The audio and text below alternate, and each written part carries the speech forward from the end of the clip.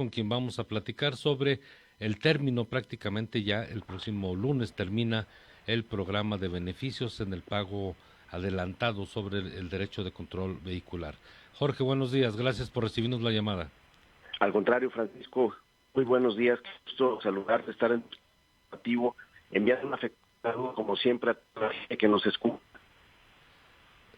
¿Se nos pierde la línea? Sí, bueno. Sí, ¿me escuchas? Sí, ya te escucho. Jorge, ¿cuáles son los resultados preliminares de este programa de beneficios en el pago adelantado sobre el derecho de control vehicular? Que fue una estrategia que se diseñó desde la Secretaría de Finanzas por indicaciones del gobernador Alejandro Tello. Primero, en dimensiones, Francisco, el primero, tú recordarás ese decreto de readecuación presupuestal que incluso generó una especie de reunión interna en el gabinete, pues porque hubo una nueva restricción en el gasto. El propósito de este decreto de readecuación presupuestal fue reducir el gasto y fortalecer también las acciones que se están realizando en materia de salud por el tema de atender la pandemia y sus terribles secuelas que está dejando en el país y en el Estado. El segundo, Francisco, fue esta estrategia que generó un decreto de concentración de fondos estatales en fideicomisos, la idea precisamente de fortalecer el gasto nuevamente en salud y por otro lado también enfrentar sobre todo la nómina. Y el tercer tema justo es lo que está señalando Francisco, el pago anticipado de contribuciones, el cual, bueno, pues es una tercera estrategia precisamente para temperar esta condición tan difícil que está enfrentando el planeta, el país y que por supuesto el Estado no es ajeno, donde una caída drástica de los ingresos de la nación pues tiene una repercusión seria en las participaciones federales y por otro lado también la caída de los ingresos propios o locales. Esta condición, Francisco, hizo que hiciéramos estas tres estrategias y bueno, la tercera, que es el pago anticipado de contribuciones, que justo es lo que está señalando, concluye la primera etapa, Francisco, sí quiero subrayar, es la primera etapa la que concluye el lunes, con una gran aceptación, sobre todo en los últimos días de la gente. Llevamos al día de ayer ya un 8.28% de cumplimiento del padrón vehicular 2021 con más de 44,800 pagos. Y bueno, pues esto habla que en los últimos días se ha incentivado bastante. Refiero, Francisco, que es la primera etapa en virtud de que durante los meses de julio y agosto se da el mayor descuento, el 30% de descuento respecto de lo que se pagó en 2020, así de concreto. Lo que pagaste en 2020 trae un descuento del 30% y es lo que debes de pagar, y tú ya tienes prácticamente pagado 2021, estamos entregándote tu recibo 2021, tu engomado y tu tarjeta de circulación.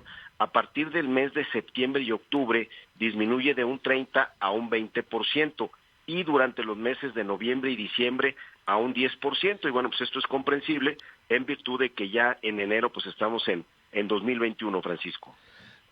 A ver, Jorge, esto te ha beneficiado con esta recaudación que se ha logrado hasta el día de hoy, 28 de agosto. Pero ¿qué va a pasar, por ejemplo, en enero? ¿No vas a tener la recaudación que se necesita para pues mayores impuestos? Mira, la situación que observamos de caída de los ingresos de la nación, que tienen un efecto negativo en las participaciones federales, más la disminución de los ingresos propios por las contribuciones locales también que se dejaron de percibir, nos da que este año tendríamos alrededor de 1,200 millones de pesos menos de lo proyectado.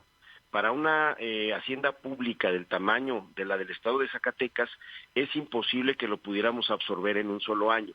Es por eso que activamos estas tres acciones que acabo de mencionar, en donde un elemento central es el pago anticipado de las contribuciones, para que pudiéramos, digamos, compartir el efecto negativo de la pandemia, de la emergencia sanitaria que ocurre en 2020, en 2 años, Francisco, en 2020 y 2021.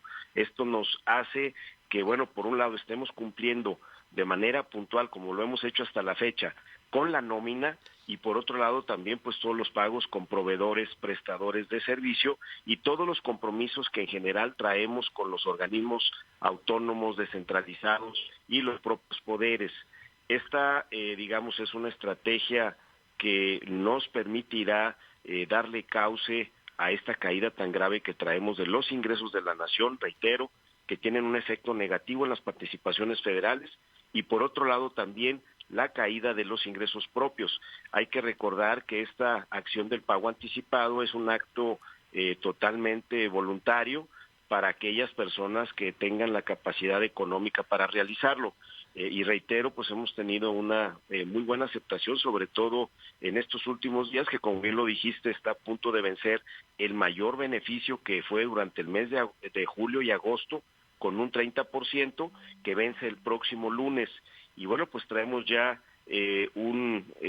digamos, un adelanto o un avance del 8.28%. Sin duda, este recurso que estamos recibiendo hoy no lo recibiremos durante los meses de enero o marzo del próximo año, pero reitero, nos permite que en el año 2020 tengamos un cierre, sobre todo hacia el mes de diciembre, sin sobresaltos. Prácticamente estamos entrando a la recta final de este conflictivo año de la pandemia, el año 2020. ¿Cómo proyectas tú el cierre del año, Jorge?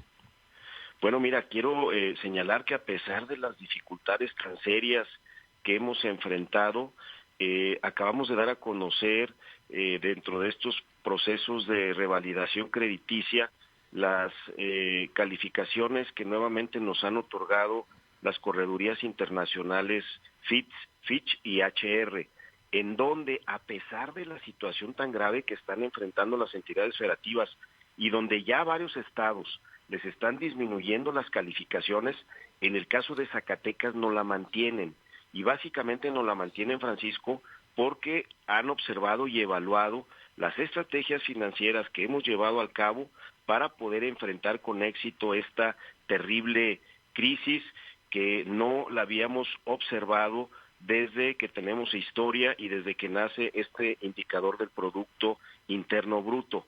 Hay que recordar que en 2008-2009 tuvimos una crisis económica derivada de una situación en Estados Unidos de Norteamérica por una cuestión sobre todo que se dio en el ambiente inmobiliario, y bueno, pues que tuvo una repercusión muy fuerte en el país. Sin embargo, esta condición, pero por mucho, ¿verdad?, fue muchísimo más pequeña de la situación tan terrible que estamos hoy viviendo. Y bueno, pues hoy entendemos que existe un binomio entre emergencia sanitaria y economía, que bueno, pues hay que irlo sorteando de manera adecuada, porque definitivamente lo más importante es salvar vidas sin duda, pero también conservar la planta productiva y el empleo, Francisco. Jorge, quienes no estamos muy acostumbrados al lenguaje administrativo financiero, cuando tú hablas de la buena apreciación que tienen las calificadoras para Zacatecas, entiendo yo que eso te facilitaría mejores créditos, pero Zacatecas no está pidiendo créditos. ¿Para qué nos sirve, pues, una buena calificación? Mira, una buena calificación nos sirve para muchas cosas. Por ejemplo, cuando hay la posibilidad de que lleguen nuevas inversiones, un elemento central que se revisa, que se evalúa, es precisamente la calificación crediticia. La calificación crediticia te permite no solo mantener digamos, un estatus a nivel nacional, porque pues obviamente la calificación lo que te da es un estándar de lo que está sucediendo en los estados en materia de manejo financiero. Te permite también, Francisco, acceder a mejores tasas de interés. Y como tú bien lo dices, Zacatecas, de manera responsable, la indicación del gobernador Alejandro Tello es la no contratación de un solo peso de deuda de largo plazo, situación que hemos cumplido ya a más de 4 años del inicio de esta administración. Y bueno, pero hay que recordar que sí traemos una gran deuda que pues obviamente heredamos en octubre del 2016, y esta deuda permite de alguna manera que tengamos tasas de interés de las más competitivas a nivel nacional, precisamente derivado de esta fortaleza en la calificación crediticia. Es decir, si nosotros tuviéramos un deterioro de la calificación crediticia, pues obviamente las tasas de interés empezarían a presionar todavía más las ya de por sí deterioradas finanzas públicas del Estado. Entonces, pues sí es una situación relevante, tiene que ver con que, pues digamos, entes externos evalúen el desempeño financiero del gobierno y emitan una calificación.